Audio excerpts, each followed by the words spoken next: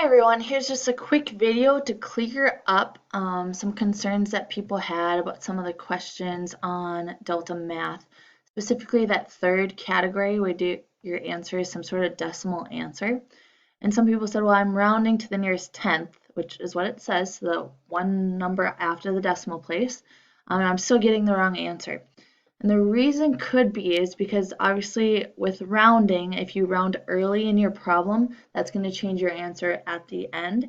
And how I did it in my video is I just said, like, for instance, when you took the square root of whatever your number was in the quadratic formula, I think I said just write it to 2 decimal places, just because I'm not sure what kind of fancy calculators we have that we're using at home. So I just wanted to keep it the same for everybody, and that was kind of the easiest way to do so.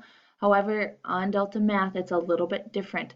So if you notice here when they use the quadratic formula, so I got a question wrong so I could see the correct work. Here it is, you always set it equal to 0.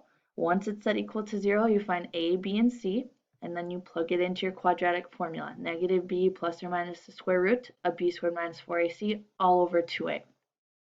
So again, you should plug it all in, put parentheses wherever I'm plugging things in. Remember, you're going to evaluate what's under your square root first.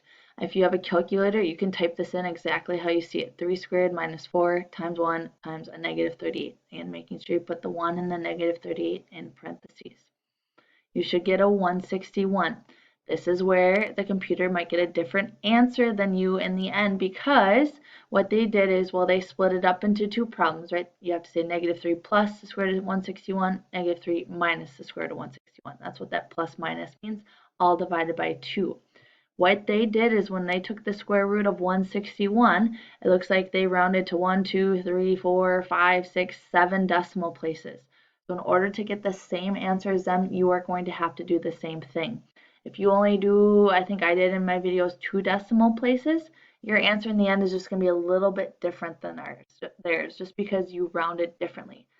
So please, just for this particular section, for the decimal answers, please make sure that when you evaluate your square root, that you go to 7 decimal places.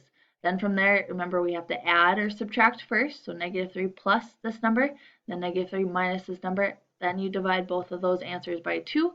Here's your answers. You round to the nearest tenth, so 1 decimal place. So I look at the number after the first decimal place. As long as it's lower than 5, I don't bump this number up. But if this number is 5 or higher, that 8 would have to turn to a 9. So my 2 answers are 4.8. Remember, to enter your answers, you have to put 4.8, comma, then another box will pop up, and then you can put in your second answer, which is negative 7.8. So hopefully this helps with that the third section of Delta Math where it says quadratic formula decimal answers.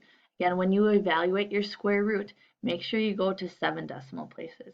And if we did a worksheet or something, I wouldn't require you to do that, but for Delta Math, just so we are as close to their answer as possible or as accurate as possible, right? The less rounding you do, the more accurate you are. And so that you get these questions right on Delta Math, make sure that you, again, go to 7 decimal places, and that should help you get the correct answer. All right, as always, shoot me an email if you have a question. Thank you very much.